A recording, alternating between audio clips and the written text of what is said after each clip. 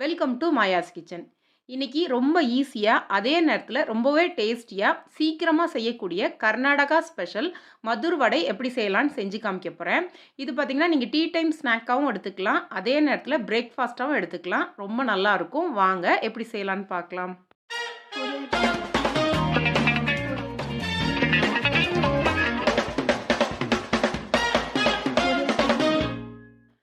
வடைக்கு பார்த்தீங்கன்னா, ஒரு பெரிய வெங்காயத்த இந்த மாரி கட் பண்ணி எடுத்துக்கோங்க. இந்த வடைக்கு பார்த்தீங்கன்னா, வெங்காயம் ரொம்ப முக்கியம். வெங்காயத்தோட டேஸ்ட் தான் வடைக்கு ரொம்ப நல்லாருக்கும். இப்ப வெங்காயத்த கட் பண்ணி எடுத்ததுக்கப்புறமா, இதில பார்த்தீங்கன்னா, 3 பச்சை மிளகாவ சின்ன சின்னதா கட் பண்ணியிருக்கிறேன். 1 இன்ச் அளவுக்கு இஞ்சியும் கட் பண்ணி இதோட சேர்த்துக்கோங்க. கூடவே கொஞ்சம் கொத்தமல்லி தழையும், கருவேப்பிலையும் கட் பண்ணி வச்சிருக்கேன். அதையுமே இதோட சேர்த்து எடுத்துக்கோங்க. கொஞ்சமா உப்பு சேர்த்து வெங்காயத்தையும் இத எல்லாத்தையுமே நல்லா பெசஞ்சு எடுத்துக்கோங்க. நம்ம இந்த மாரி கிளறி எடுக்கும்போது பார்த்தீங்கன்னா, வெங்காயத்துலேருந்து தண்ணி விட ஆரம்பிக்கும். அதுக்கப்புறமா மாவு சேர்க்கும்போது உங்களுக்கு மாவோட பதம் பெசஞ்சு எடுக்கிறதுக்கு கரெக்ட்டா இருக்கும். இப்போ 1 கப் ரவை சேர்க்கிறேன். நம்ம உப்புமாவுக்கு சேர்க்கிற ரவை சேர்த்துக்கோங்க. அதே அளவு 1 கப் மைதாவும் இதோட சேர்த்துக்கோங்க. கூடவே 1/2 கப் அரிசி மாவு சேர்க்கிறேன். இதில வறுத்த நிலக்கடலை பார்த்தீங்கன்னா, 2 டேபிள் ஸ்பூன் மிக்ஸியில பார்த்தீங்கன்னா, பல்ஸ் மோடு போட்டுட்டு சேர்த்துருக்கிறேன். 1 டேபிள் ஸ்பூன் வெள்ளை எள்ளு, உப்பு தேவையான அளவு சேர்த்துருக்கிறேன். உப்பு ஏற்கனவே சேர்த்தனால பார்த்து சேர்த்துக்கோங்க. இது எல்லாத்தையுமே நல்லா கலந்து எடுத்துக்கோங்க. ஃபர்ஸ்ட்டு தண்ணி எதுவுமே சேர்க்க வேண்டாம். மாவு எல்லாமே நல்லா கலந்து எடுத்ததுக்கப்புறமா, சூடா இருக்க எண்ணெயும், நெய்யும் சேர்க்கிறேன். இதில பார்த்தீங்கன்னா, 1 டீஸ்பூன் நெய்யும், 2 டீஸ்பூன் எண்ணெயும் சேர்த்து சுட வச்சிருக்கிறேன். அத இந்த மாவோட சேர்த்துக்கோங்க. நெய் சேர்க்கிறனால வடையோட டேஸ்ட் ரொம்ப நல்லா இருக்கும். இப்போ இது எல்லாத்தையுமே நல்லா கலந்து எடுத்ததுக்கப்புறமா, தேவையான அளவு தண்ணி சேர்த்து பெசஞ்சு எடுத்துக்கணும். இந்த மதுர வடைக்கு பார்த்தீங்கன்னா, தண்ணி அதிகமா தேவை இருக்காது. கொஞ்சமா தான் தேவை இருக்கும். ஏற்கனவே வெங்காயத்திலேருந்து வர்ற தண்ணியே மாவுக்கு பாதி அளவுக்கு சரியா இருக்கும். அடுத்து பார்த்தீங்கன்னா, தேவையான அளவு தண்ணி தொளிச்சு தொளிச்சு பெசஞ்சுக்கோங்க. மாவு பெசையிற பதம் பார்த்தீங்கன்னா, கொஞ்சம் டைட்டா பெசையணும். லூஸா இருக்கக்கூடாது.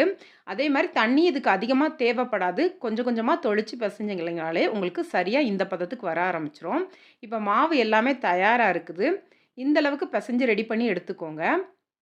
இப்போ மாவை தட்டி எடுக்கிறதுக்கு ஒரு பாலித்தீன் கவரில் கொஞ்சமாக எண்ணெய் சேர்த்துக்கோங்க. ஒரு ட்ராப் அளவுக்கு எண்ணெய் சேர்த்தா போதுமானது. உங்கள்கிட்ட வாழை இலை இருந்தாலும் வாழை இலை, இல்லை பட்டர் ஷீட் இருந்தாலும் பட்டர் ஷீட் எடுத்துக்கலாம். ஒரு உருண்டை எடுத்து இந்த மாதிரி நல்லா தட்டி எடுத்துக்கோங்க. இந்த வடை பார்த்தீங்கன்னா நல்லா அகலமாக பெருசாக தான் தட்டி எடுப்பாங்க. இந்த அளவுக்கு தட்டி எடுத்துக்கோங்க. இப்போ வடை பார்த்தீங்கன்னா எண்ணெயில் போட்டு பொரிச்சு எடுக்கிறதுக்கு தயாராகிருச்சு. இப்போ எண்ணெயும் நல்லா காஞ்சிருச்சு. நான் இதை எண்ணெயில் போட்டு பொரிச்சு எடுத்துடுறேன். நல்லா 2 பக்கமும் பொன்னிறமா வந்ததுக்கப்புறமா நீங்கள் எண்ணெயிலேருந்து எடுத்தால் சரியாக இருக்கும். இந்த வடை பார்த்தீங்கன்னா ரொம்ப மெல்லிசாக தட்டி எடுத்திங்கன்னா 7லேருந்து 8 நாள் வரைக்கும் ஸ்டோர் பண்ணி வச்சுக்கலாம். ஃபுல்லாக உங்களுக்கு மொறு மொறுன்னு இருக்கும். இன்றைக்கி நான் மீடியம் அளவில் தட்டி எடுத்துருக்கிறேன். இது பார்த்தீங்கன்னா வெளியில் மொறு மொறுனும் உள்ளே கொஞ்சம் சாஃப்டாகவும் இருக்கும். இது பார்த்தீங்கன்னா 2-3 நாள் வரைக்கும் நீங்கள் ஸ்டோர் பண்ணி வச்சுக்கலாம். எல்லா பக்கமும் ஒரே கலர் இந்த அளவுக்கு பொன்னிறமாக வந்ததுக்கப்புறமா நீங்கள் எண்ணெயிலேருந்து எடுத்துடலாம். உங்ககிட்ட அகலமான பாத்திரம் இருந்துச்சுன்னா 2-3 வடையா கூட நீங்கள் தட்டி போட்டுக்கலாம். இன்னைக்கு நான் எடுத்திருக்க பாத்திரத்துக்கு ஒரு வடையா நான் போட்டு எடுத்துக்கிறேன். இப்போ வடையெல்லாம் சூப்பராக தயாராகிருச்சு. இந்த வடைக்கு பார்த்தீங்கன்னா கெட்டி தேங்காய் சட்னியோட தான் சர்வ் பண்ணுவாங்க. நல்லா வெளியில் மொறு மொறுனும் உள்ளே சாஃப்டாகவும் இருக்கும் பாருங்கள். அதே நேரத்தில் டேஸ்ட்டும் ரொம்ப சூப்பராக இருக்கும். இந்த தேங்காய் சட்னியில் பார்த்தீங்கன்னா கொஞ்சம் கொத்தமல்லி தழையும் புளியும் சேர்த்து அரைச்சிருப்பாங்க. அதோடு சாப்பிடும்போது டேஸ்ட் ரொம்ப நல்லாயிருக்கும். கண்டிப்பாக ட்ரை பண்ணி பாருங்கள். இந்த வீடியோ உங்களுக்கு பிடிச்சிருந்துச்சுன்னா லைக் பண்ணுங்கள், ஷேர் பண்ணுங்கள், மாயாஸ் கிச்சனுக்கு சப்ஸ்கிரைப் பண்ணுங்கள். கூடவே இருக்க பெல் ஐக்கானை கிளிக் பண்ணுங்கள். ரெகுலராக அப்டேட் கிடைக்கும். நன்றி, வணக்கம்.